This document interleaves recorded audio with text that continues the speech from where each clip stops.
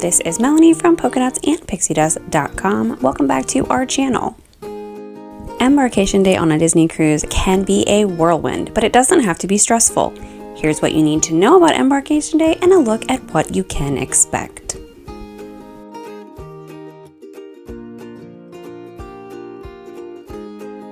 For many people, Embarkation Day will begin at whatever hotel you decided to stay at the night before your cruise. If you don't live close to the port that you're sailing out of, we always recommend staying somewhere close by the night before your cruise. The cruise ship will leave without you if you don't make it there by the time they need to leave, so it's extremely important that you plan ahead. Depending on where you're staying, you can take the Disney bus transfers to the port, private transportation, Uber, a taxi, or you can drive yourself. If you're taking Disney transfers, they'll take care of your bags for you, and if not, you'll hand your luggage to the porters when you get there. Make sure your luggage tags are on your checked luggage so Disney knows who it belongs to and where it goes. If for some reason you didn't get luggage tags, don't stress. They have tags at the port that you can fill out when you arrive. Just ask the porter and they'll give you new tags. Once you've handed over your luggage, you'll need to check in at the terminal. Have your travel documents ready. Depending on where you're traveling to and from, this may be a passport or a government-issued photo ID, a visa if needed, and your port arrival form. Be sure to have your health and safety questionnaire completed in the app or they will stop you and ask you to do it before you proceed. You can check which documents you'll need to bring on the Disney Cruise website before leaving home so that your boarding process can go smoothly. Once you're checked in, you'll wait for your boarding number to be called, and then you'll be welcomed aboard. Disney makes this really special by announcing your family as you enter. You can expect to see characters greeting you, music playing, and it feels like you have finally started your vacation. Get acquainted with your Disney Cruise Line Navigator app. Pretty much everything that you're going to want to see and do is going to be in this app, so be sure to have it downloaded on your phone, get into airplane mode once you get on board, and check out all of the offerings around the ship. As soon as you board, this is a great time to check for any onboard experiences you may not have been able to book before your cruise, like alcohol tastings, the Bibbidi Bobbidi Boutique, the Royal Gathering, and anything else that you might not have been quick enough to grab. These can all be found in the app. If you're hoping to get a pass to the Rainforest Room, head up to Census straight away and they can help you out there. And if you are unable to snag reservations for adult-only dining like Palo, Remy, or Enchanté, be sure to inquire about it as soon as you board. There are usually signs to direct you to whoever can help. Sometimes there will be last-minute openings, and if nothing is available, they can often put you on a wait list. Once you've taken care of the business side of things, be sure to get something to eat. Obviously, if you're boarding later, this probably won't apply to you, but it's likely by this time some food is in order.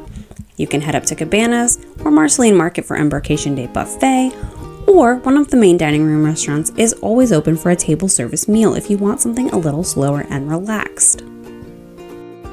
Depending on when you board, there could be a little bit of a line for this, so just be prepared if you really wanted to eat in one of the main dining rooms for Embarkation Day lunch. If you're looking for something super casual, most of the pool deck food options are also available on Embarkation Day, so head up to the top deck and see what's available for a quick bite. Since rooms aren't typically ready until 2 or 3, after you've had some lunch, take some time to explore the ship, relax, grab a drink, or just enjoy the fact that you're on vacation. The kids clubs are fully open to everyone during this time, and it's a great time to check them out or explore other areas of the ship, get acquainted with the layout. Once your room is ready, decorate your door. This is not only fun, but it'll help you find your door amongst the sea of all the doors in the stateroom corridors. Your luggage won't arrive until a little later, usually 4 or so, but you can check out your room when it's ready and get familiar with where it's located. The stateroom hallways are generally roped off until the rooms are ready, and I often see people sitting in the stairwells and near the hallways waiting for them to remove those ropes. I personally find this to be a huge waste of time. You paid to be on a Disney cruise, enjoy the ship while you're waiting for your room. There's not really any benefit to seeing your room sooner rather than later, so personally, we stay busy until we know that the room is going to be ready for us to see. Next up is the muster drill. This is typically held around 4 or 4:30 and it is mandatory. You can find out where your muster drill station is held in the Disney Cruise Line Navigator app, and you must bring your key to the world card so they can check you in. Please try not to be late to this, as it will affect everyone else at your station if they have to wait for you to show up late. It generally takes about 10 to 15 minutes, but if people are late, you can expect to be there much longer. Usually right after the muster drill, it's time for the sail away party. This is optional and it tends to be very crowded, but it's a lot of fun and we love starting our vacation with this show. The shows vary from ship to ship, so even if you've seen it on the Disney Wish, it will be different on the Disney Dream. You can also opt to do whatever else you want and avoid the crowds and chaos of the show. Then it's time to sail away. We love standing up on the top decks and waving to all of the people as we leave the shore. This is just a fun little tradition that we do. Obviously, you are welcome to do whatever you want at this point.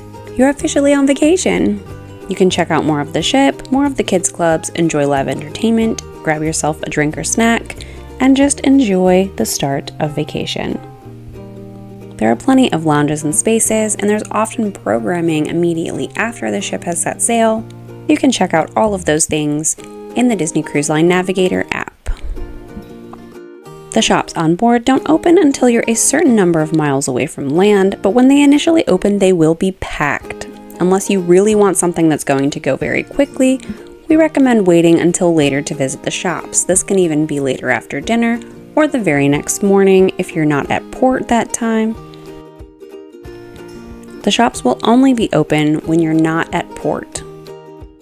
So be sure to time when you want to visit the shops according to the hours that are posted by their door. And before you know it, it's time for the first dining group. You can find out where you are dining by looking in your Disney Cruise Line Navigator app. And if you're in the later dining rotation, it's time for a show.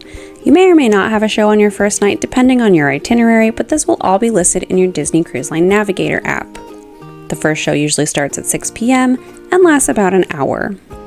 And if you're new to Disney Cruise Line, the first show is usually when the cruise director comes out, introduces himself, introduces some things about the crew and ship, so it's a pretty fun experience. In between dinner and the show, or vice versa, you can meet characters, grab a drink, listen to live entertainment, or just relax.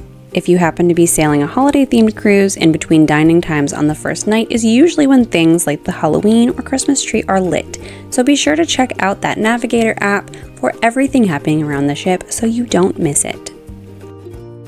Around 8 or 8:15 is when the second dining rotation starts, and usually when the second show starts. After you finish your dinner or show, you can do whatever you want, and you have successfully survived Embarkation Day on your Disney cruise. Hopefully this video has been helpful and has given you an idea of what you can expect on Embarkation Day during your Disney cruise. Thanks so much for watching. We'll see you in the next video.